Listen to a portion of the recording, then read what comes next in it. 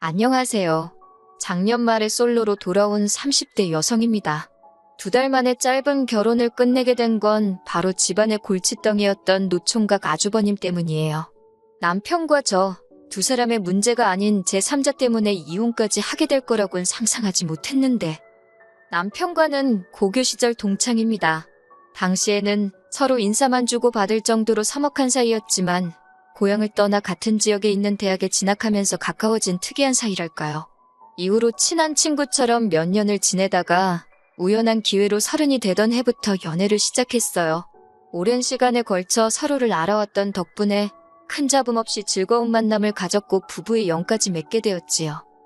다만 같은 고향 출신이라고는 해도 이렇게 표현해도 될지 조심스럽습니다만 가족관계나 경제적인 부분에 있어서 약간의 차이는 있었어요.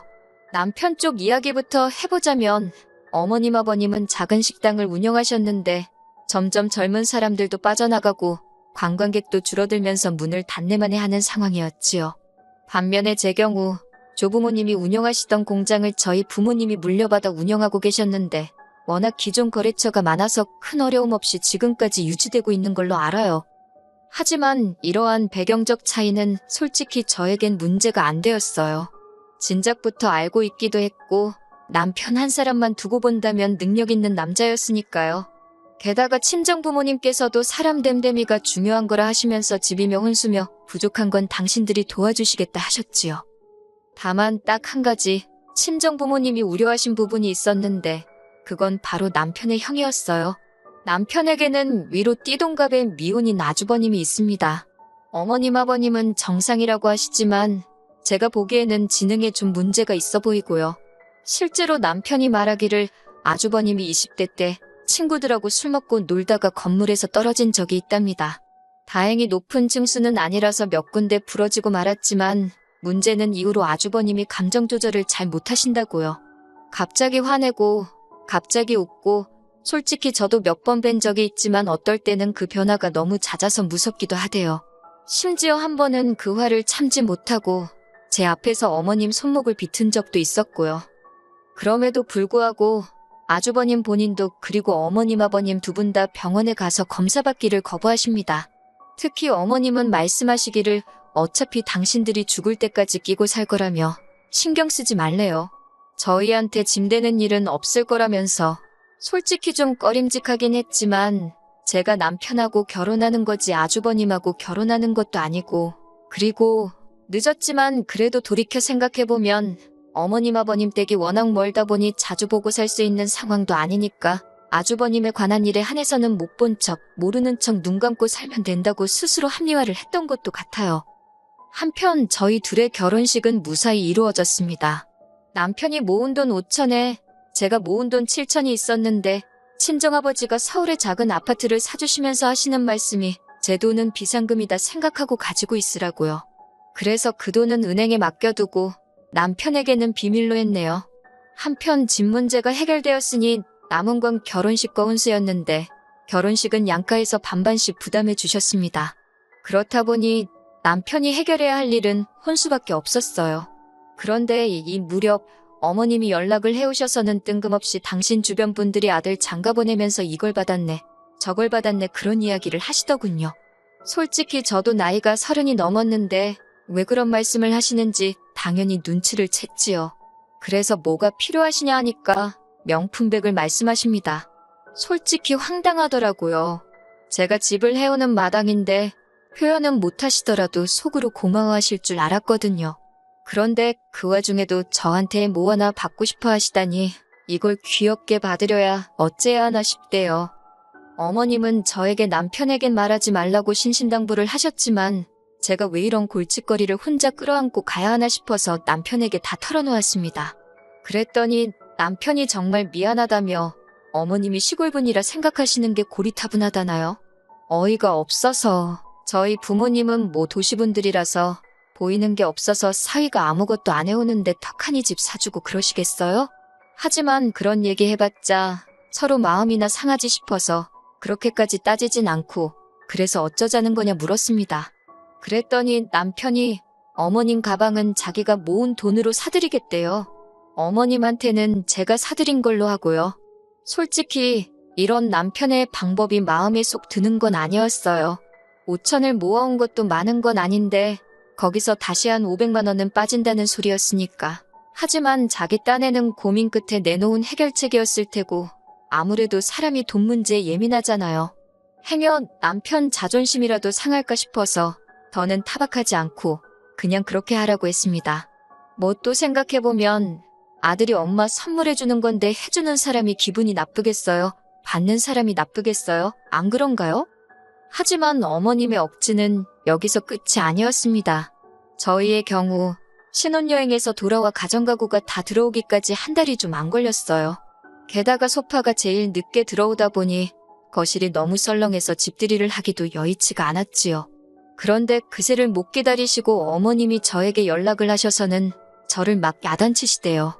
그런 거 하나 야물딱지게 제때제때 못하냐면서요. 솔직히 제 입장에선 억울한 게 남편이 여기저기 분산시켜 놓은 돈을 끌고 오고 어쩌고 하느라 혼수 사는데 시간이 많이 지체되었거든요. 제가 늦장을 부리고 그런 게 아니라요. 그렇다고 어머님을 붙들어 놓고 하나하나 설명해드리며 시시비비를 가리자니 그것도 경우가 아닌 것 같고 결국 죄송하다 하고 말았습니다. 그렇게 우여곡절 끝에 입주하고 정확히 5주 만에 집들이를 했어요. 어쩐 일로 아주버님 없이 어머님 아버님 두 분만 오셨더라고요. 집에 도착한 어머님이 여기저기를 둘러보시더니 방이 3개나 된다면서 연신 넓고 좋다 소리를 하는데 그게 왜 제 귀에는 그렇게 무섭게 들리던지요. 식사를 마치고 과일을 깎아 거실로 나갔습니다. 어머님이 저에게 할 말이 있다며 잠깐 방으로 가자고 하셔서 바로 다시 방으로 따라 들어갔네요. 어머님이 제 손을 꼭 쥐시고는 그래도 이렇게 당신 아들과 제가 사는 거 보니 너무 기분도 좋고 행복하다셨어요. 하지만 그게 본론이 아니었고 뒤이어 나온 이야기가 충격 그 자체였습니다. 어머님 말씀이 당분간 그러니까 한 2달 정도만 어머님 아버님이 여기 올라와 지내시면 안 되겠냐고 그래요. 그게 무슨 말씀이시냐 하니까 저희 결혼해서 사는 거 보니까 너무 좋아 보여서 하루빨리 아주버님도 짝을 만들어줘야 할 것 같답니다. 그런데 아주버님 나이에 부모랑 같이 산다고 하면 어떤 여자가 좋다고 시집을 오겠냐면서 당분간 당신들은 저희 집에 있고 고향에 있는 집이 아주버님 혼자 사는 집인 척 하겠다는 거지요. 저는 갑작스러운 어머님의 말씀에 정신이 하나도 없었지만 그래도 싫다 소리는 똑바로 해야지 싶어서 죄송하지만 싫다고 딱 잘라 말씀드렸습니다. 저희 지금 신혼인데 어머님 아버님하고 지내는 건 너무 불편할 것 같다고 그러니 이런 말씀으로 저한테 부담 주지 마시라고요. 그리고 아주버님은 혼자 지내는 게 어려운 분이지 않냐고 하니까 어머님이 그런 건 걱정할 것도 없다고 동네 사람들이 다 아니까 여기저기서 들여다 봐줄 거라고 그리고 정 안 되면 저희 부모님도 있지 않냐면서 듣다가 그만 황당하고 어이가 없어서 저희 부모님이 거기에 왜 끼냐고 그런 말씀 장난으로라도 하지 말라고 아주 정색을 했어요. 그러자 어머님 얼굴색이 점점 울그락불그락 변해가는 게 보이더군요. 하지만 초장부터 확실히 제 의견을 말해야지 어물쩍거리다간 제 팔자 꼬이겠다는 생각에 강하게 나갔네요. 그리고 무엇보다도 아주버님한테 여자가 있긴 하냐고 물었습니다. 그랬더니 남자가 집 있고 혼자 산다 하면 여자들이 환장을 하고 달라들게 뻔하지 않냐면서 그러니까 저희랑 당신들이 2달만 같이 살면 된다고 막말로 서울에 몇십억 하는 집도 아니고 시골집 하나 있다고 어떤 여자가 환장을 해서 달라든다는 건지 정말이지 어머님이 어림택도 없는 소리를 하시더군요.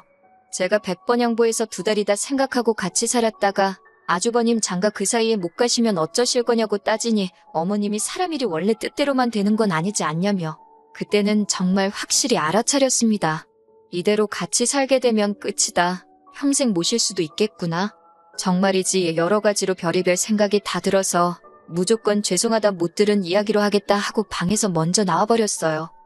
그런데 더 충격적이었던 건 제가 방에서 나오는 순간 남편과 아버님 두 사람하고 다 눈이 마주쳤는데 둘 다 제가 안에서 어머님하고 무슨 이야기를 나눴는지 이미 알고 있다는 표정이었다는 거예요. 아버님이야 어머님 남편이니 그렇다 쳐도 남편이 뻔히 어머님의 계획을 알고 있었으면서 저와 상의 한마디 하지 않았다는 사실에 큰 배신감과 분노까지 들더군요. 결국 집들이는 엉망이 되었고 어머님은 남편더러 어디서 저런 매정하고 피도 눈물도 없는 애를 데려왔냐며 악다구니를 쓰시곤 돌아가셨습니다. 제가 남편더러 할 말이 없냐니까 미안하다고 하지만 자기한텐 형도 소중하고 저도 소중해서 뭐라고 말해야 할지 모르겠더라나요. 이렇게 우유부단한 사람이었나 싶은 게 말도 못하게 실망스러웠어요. 그리고 그날 이후로 한동안 어머님은 연락이 없으셨습니다. 솔직히 제 입장에선 오히려 편하고 좋았어요. 못된 며느리라고 욕하실 수도 있지만 쭉 이렇게 살아도 막말로 전 손해볼 거 없다 싶었지요. 그런데 제 기대는 얼마 못 가 박살이 났습니다. 하루는 어머님 아버님이 연락도 없이 무턱대고 저희 집에 찾아오셨거든요. 하시는 말씀이 돈을 달랍니다. 저기 어디 외국 여자랑 결혼시켜주는 회사가 있다면서 거기다 4천만 원을 주면 젊은 여자로, 그것도 하시는 말씀이 저를 쳐다보시면서 너보다도 젊은 여자로 데려올 수 있다고 그러시는 거예요. 솔직히 상대해줄 가치도 못 느껴서 그래서요 라고 짧게 되물었습니다. 그랬더니 저 때문에 지금 아주버님이 장가를 못 가게 생긴 거나 마찬가지 아니냐며, 그러니까 저더러 책임을 져야 할 거 아니냐고요. 4천만 원 네 친정에 얘기해서 달라고 해라. 네가 불편하면 내가 만나서 한다 하시는데, 남편은 말로는 어머님더러 그게 무슨 소리냐고 그러지 마시라 하긴 했지만 딱 보면 보이잖아요. 저게 진짜로 말리는 건지 나 보라고 쇼하는 건지. 근데 쇼더라고요. 저는 어머님더러 어머님 아들이 저한테 장가올 때 꼴랑 5천만 원 들고 온 건 아시냐. 5천만 원 가지고 어머님이 좋다 하는 이 방색의 아파트 서울에서 가당치도 않다고 단호하게 얘기했어요. 그나마 제가 어머님 아들을 사랑한다는 이유로 이렇게 데리고 살고 있는 거라고. 어머님 어디 저한테 돈 맡겨놓으신 거 있냐고 조목조목 따지기도 했지요. 그러자 어머님도 더는 하실 말씀이 없으셨는지 저더러 다짜고짜 싸가지가 없답니다. 너네만 잘 살면 그만이냐고. 불쌍한 네 아주버님은 평생 저렇게 살다 죽으라는 거냐고 저한테 악다구니를 쓰셨고요. 하지만 왜 저한테 그러시는 건지 이해도 안 되고, 그래서 아주버님이 결혼을 하시든 혼자 사시든 저는 모르겠다고 왜 저한테 그러시냐고 되물었지요. 그러자 남편이 저더러 잠깐 얘기 좀 하자며 안방으로 들어갔습니다. 남편이 저더러 그렇게까지 말할 필요 있냐면서 일단은 어머님 달래서 내려가시게 하는 게 중요하지 않겠냐고 해요. 얼렁뚱땅 넘어갈 생각하지 말라고. 당신 지금 무슨 생각하고 있냐고 제가 몰아붙이니 남편이 깨갱하며 하는 말이, 그러니까 두세 달만 어머님 아버님하고 일단 같이 살아보자입니다. 그리고도 그 사이에 아주버님이 장가를 못 가시면 우리는 할 만큼 한 거니까 그땐 좀 더 당당히 싫다 할 수 있지 않겠냐고요. 그리고는 어머님도 어느새 들어오셔서 하는 말이, 같이 살아도 일절 간섭 안 하겠다는 말로 저를 달래기 시작했어요. 외식을 하든 늦게 들어오든 절대 뭐라고 안 하겠다나. 어머님은 그게 저한테 그럴듯하게 들릴 거라고 생각하신 건지 황당하기 짝이 없었지요. 결국 제가 어머님께 이렇게 말했네요. 애시당초 제 집인데 제가 외식을 하든 늦게 들어오든 그걸 왜 어머님이 허락을 해주고 말고 하실 생각이냐고요. 남편더러 그렇게 걱정되면 네가 나가서 집 구해서 어머님 아버님 따로 모시고 석 달 내에 아주버님 장가 보내고 들어오라 했습니다. 이 집에선 다 같이 못 산다고. 이유를 설명할 필요도 없다. 내 집인데 내가 싫다는데 내가 왜 설명을 해야 하냐고. 저도 너무 지쳐서 더는 따지고 이해시키고 그러기도 싫더라고요. 그러자 어머님은 저더러 뭐 저런 엑스이 다 있냐고 욕을 하셨고, 남편도 저더러 진짜 너무한다면서 제 편을 들어줄래야 들어줄 수가 없다나. 그래서 다 나가라고 했어요. 다 꼴도 보기 싫다고요. 그렇게 남편과 저는 그 오랜 시간의 인연을 뒤로하고 단 며칠 만에 남남이 되어버렸습니다. 허무하고 기가 막히대요. 어머님은 저희가 칼로 물베기 같은 싸움을 했다고 생각하셨는지 저희가 완전히 갈라서기로 했단 소식을 전했을 때 거의 기절 직전까지 가셨던 모양이에요. 아들 하나 더 장가 보내려다가 이게 웬일이냐면서 어머님 본인의 말씀에 따르면 가슴에 피멍이 들 만큼 스스로를 치셨다며 저더러 마음 풀나셨지만 이상하게도 그런 이야기를 들을수록 제 마음이 차게 식더라고요. 친정 부모님께서는 그래도 아니다 싶었을 때 빨리 그만두는 것도 용기라면서 저에게 기죽지 말라셨습니다. 친정어머니가 어떻게 보면 네 남편이 그 집 기둥이 아니냐며 남의 집 기둥은 함부로 빼오는 게 아니라고요. 친정아버지도 돈 같은 건 있는 집에서 더해주면 해결될 줄 알았는데 하시며 생각이 많으신 눈치였고, 아무튼 자식으로서 못 보일 꼴 보여드린 것 같아 지금도 죄송스럽기만 합니다. 앞으로 즐겁고 행복하게 사는 모습만 보여드릴 수 있도록 더 힘내야겠지요.